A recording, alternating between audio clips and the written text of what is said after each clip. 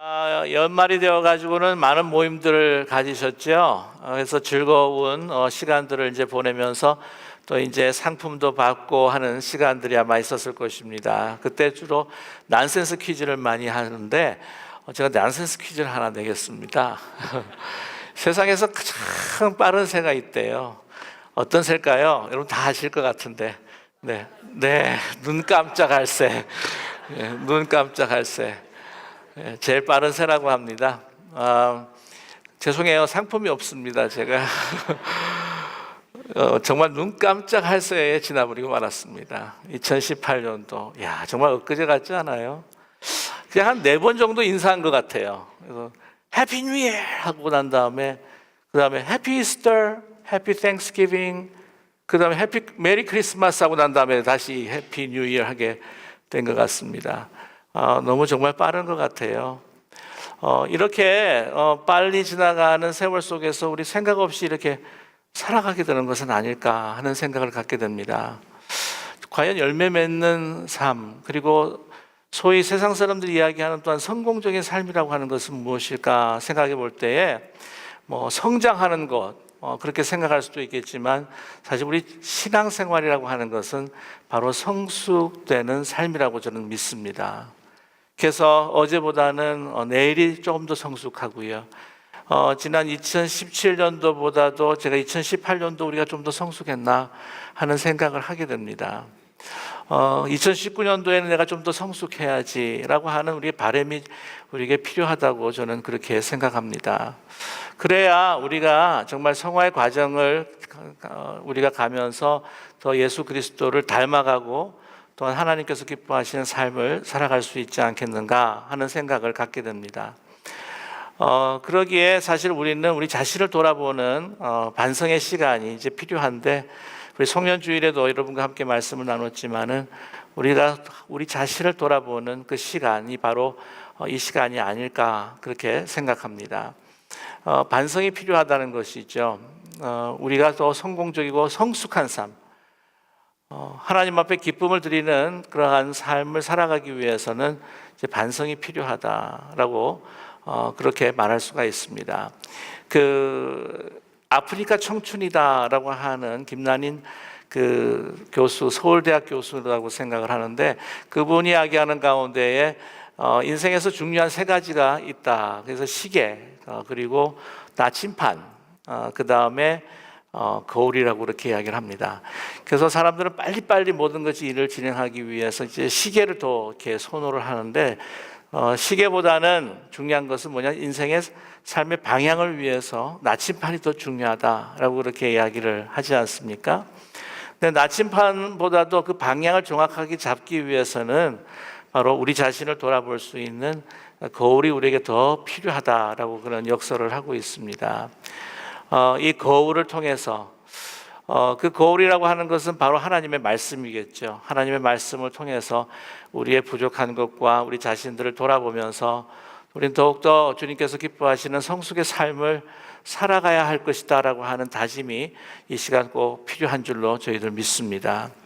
이 반성이라고 하는 그 단어의 그 의미 가운데 2가지가 있다고 저는 생각을 해요. 하나는 평가다, 그리고 2번째는 청산이다 라고 하는 2가지의 의미를 함께 담고 있는 것 같습니다. 평가하는 것과 그 다음에 평가가 되었으면은 이제는 또 잊어버릴 것은 잊어버리고, 또한 좋았던 것들은 또 이렇게 좋게 만들어서 그것을 청산하는 우리의 시간이 필요하다는 생각을 갖게 됩니다. 이 평가라고 하는 것을 신앙적으로 이야기할 때 아시겠지만 회개라고 그렇게 이야기를 하지 않습니까?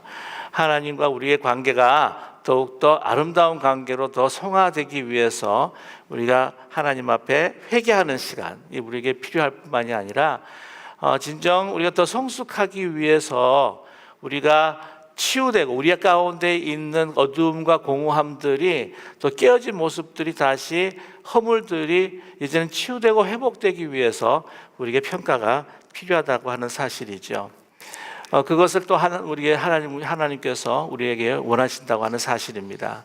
이런 평가가 없으면요, 참 우리가 어떤 부분에 우리가 다시 이것을 새로 고침을 받고 회복해야 될지를 우리가 잘 알지 못한다고 하는 것이 있죠. 그것이 참 중요합니다.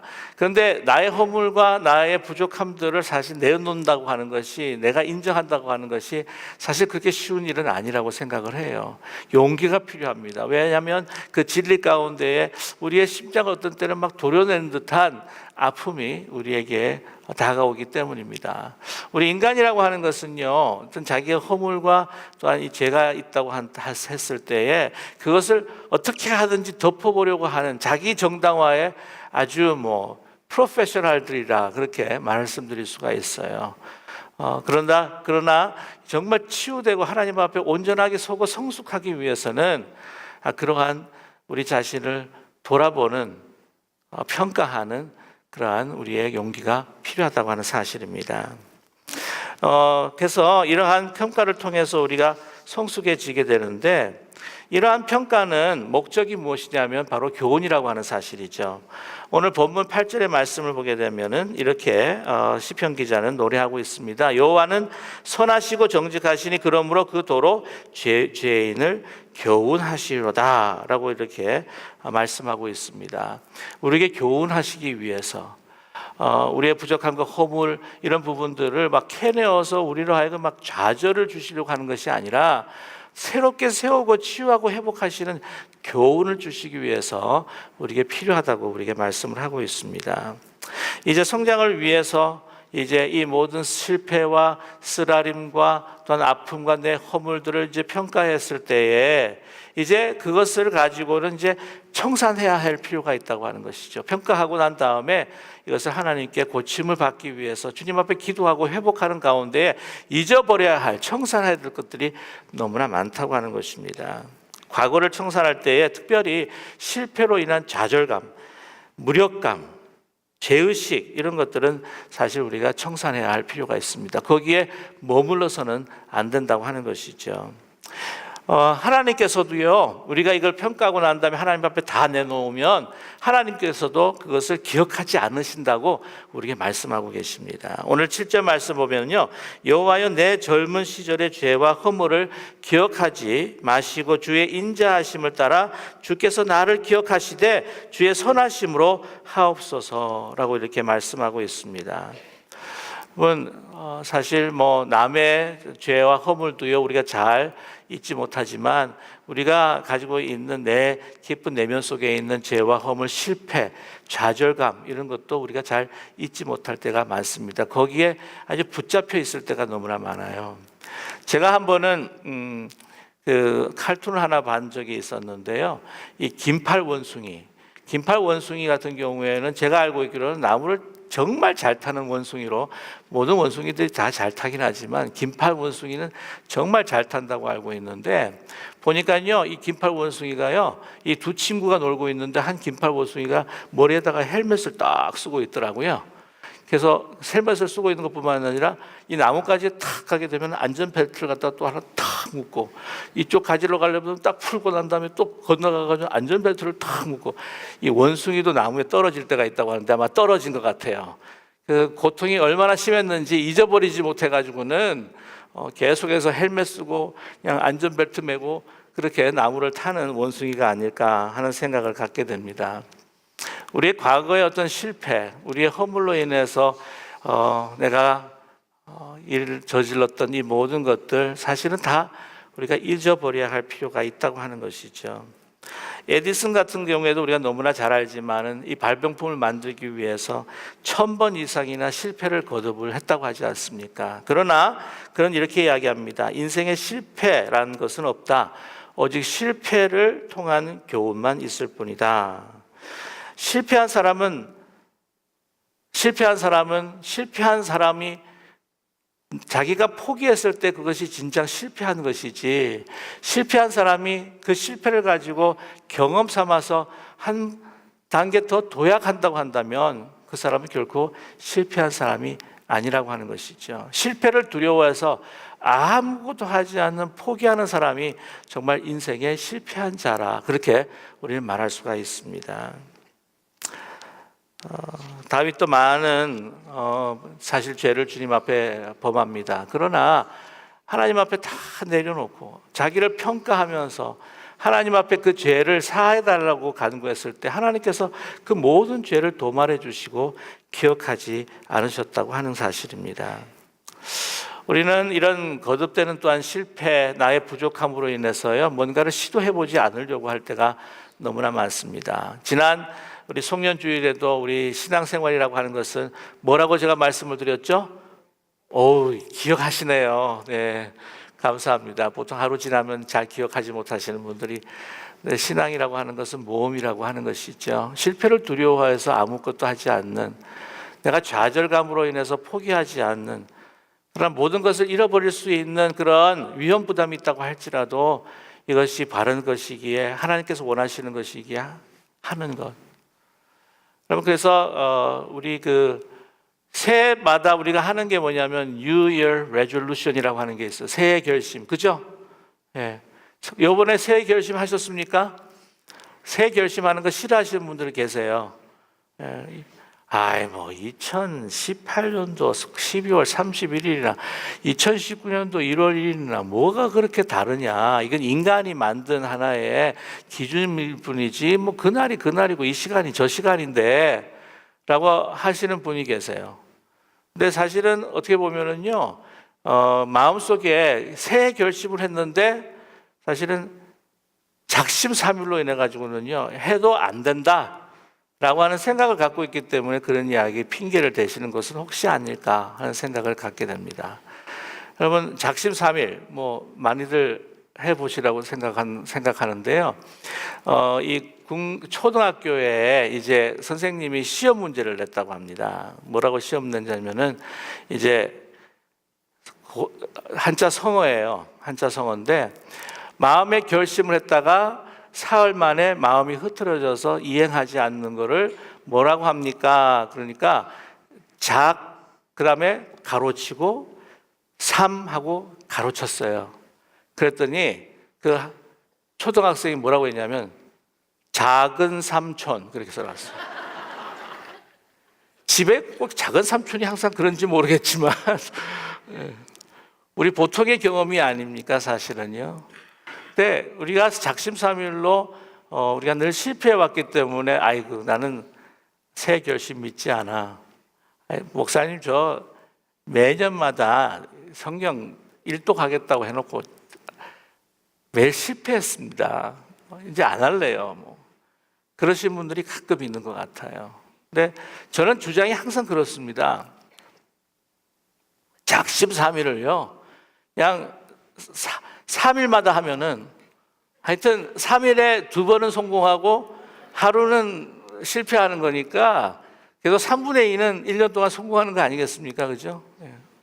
실패했다고 아무것도 안 하는 것보다는 그러나 실패해서도 포기하지 않고 그래도 언젠가 하나님께서 나에게 그 은혜와 능력을 주셔서 내가 그것을 감당할 수 있는 능력을 그때를 주실 것이다라고 믿고 모험하고 나아가는 저와 여러분이 되기를 간절히 소망합니다.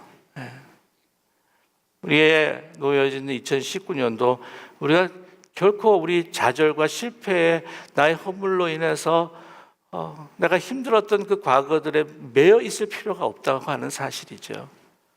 우리에게 이런 시간들을 통해서 우리를 새롭게 하시는 하나님을 바라보면서 의지하면서 우리가 함께 나아가는 우리 모두가 되기를 간절히 소망합니다. 여러분, 2019년도에 잘 될까? 걱정하지 마세요. 염려하지 마십시오. 2019년도를 맞이하는 이 순간에 여러분 혹시 삶에 걱정이 있으십니까? 혹시 염려가 있으십니까? 마음이 어두우십니까? 상황이 녹록지가 않으십니까? 지금 이 2018년도 12월 31일 이제 8분 남았는데 내 지금 환경이 너무 안 좋고 여건이 너무 안 좋은데 2019년도 그게 그거겠지. 절대 그런 생각하지 않는 우리가 되기를 간절히 원합니다. 2019년도 우리를 다시 새롭게 하실 것이다. 우리를 세워주실 것이다. 라고 하는 믿음으로 정말 하나님께서 우리에게 약속하신 것을 우리를 통해 이룰 것이다 라고 하는 믿음으로 함께 손붙들고 나아가는 우리 모두가 되기를 간절히 소망합니다. 그 유명한 화가 한 분이 계세요. 그 시카고에 1800년도 후반과 1900년도의 초반부터 시작해서 한 60년대까지 활동했던 그런 분이신데, 이 살먼이라고 하는 화가가 있었습니다. 미국 시카고 워너 설먼이라고 하는 크리스천 화가가 있었어요. 참 안타까운 것은 뭐냐면 이제 결혼을 하고 난 다음에 얼마 안 돼 가지고는 정말 신혼의 꿈을 꾸고 있는 그 상황 가운데에 이 병을 얻었습니다. 어떤 병을 얻었냐면은 임파선 결핵에 걸리게 된 거예요. 그때 상황에서는 이게 잘 고칠 수 없는 병인지 아니면 병이 너무 심각했었는지 모르겠는데 하여튼 3개월밖에 살지 못한다라고 하는 선고를 받게 된 거예요. 근데 그 젊은 아내는 이제 임신 중이었고 또 노래하는 아내였습니다. 그러니까 뭐 아내한테 너무너무 미안한 거예요. 뿐만 아니라 태어날 아기에게도 너무너무 죄스러운 것이었습니다. 아니 어떻게 이런 일이 나에게 일어났을까? 나 젊은데 말이죠. 그러면서 죄책감이 들기도 하고 또한 그 죄책감이 또 하나님 앞에 또 불평으로 변하기도 하고 막 너무너무 혼돈스러운 가운데 막 번민이 막 쌓이는데 아내가 기도하는 가운데 남편에게 그렇게 이야기를 합니다. 여보, 비록 석 달밖에 남지 않았지만 그러나 이것도 하나님께서 주신 귀한 시간이라고 하는 것으로 우리가 감사합시다. 우리가 감사해서 이걸 어떻게 하면 최선을 다해서 감사하는 마음으로 하나님 앞에 영광을 돌리는 시간으로 또한 우리가 사용할 수 있을까 우리가 생각해 보십시다. 당신 화가인데 3개월 동안이지만은 그러나 최선을 다해서 정말 온 혼신을 다해서 작품 활동을 하면 되지 않겠습니까? 라고 그렇게 이야기를 했다고 해요. 그래서 정말 이 3개월 동안을 그냥 혼신을 다해서 하나님께 주신 마지막 시간이지만 그러나 감사하면서 하나님 이 시간을 통해서 어떻게든지 나를 사용해 주십시오 라고 열심히 그림을 그렸다고 합니다. 그런데 이렇게 그림을 계속해서 기도하는 마음으로 그렸더니 병이 싹 나아버린 거예요. 나아버려가지고 얼마나 하나님 앞에 감사하며 그 생애를 주님 앞에 드리는 삶을 살았는데 이분이 그때에 그렸던 작품 중에서 유명한 작품이 있는데 Head of Christ라고 예수님의 그 얼굴 초상화입니다. 혹시 이거 그림 아시죠? 여기 집에도 붙어 있지 않으세요 혹시? 1950년도에 500만 그 책이 이 그림이 그려져 있는 그 책자 그 500만 부가 팔릴 정도로 그 당시 시카고뿐만 아니라 미국에서 그 최고의 화가로 또한 집중을 받았던 그런 화가였습니다. 저와 여러분 2018년도 우리가 어떤 상황인지는 제가 속속히 다 알 수는 없지만 지금 이 모양이 내 모양이 내 삶이 이런데 2019년도 뭐 똑같겠지. 그럼 이렇게 결코 생각하지 마시고 내가 2018년도에도 뭐 실패했는데 2019년도 해봐야 소용이 없어. 그런 생각하지 마시고 정말 희망과 소망 안에서 주님 앞에 우리의 자신을 맡기고 염려하지 말고 주의 일을 감당할 수 있는 능력과 은혜를 내게 더딥혀 주시옵소서. 2019년도 주님 앞에 맡겨드립니다. 하나님 저희들에게 주신 약속을 이루어 주시옵소서.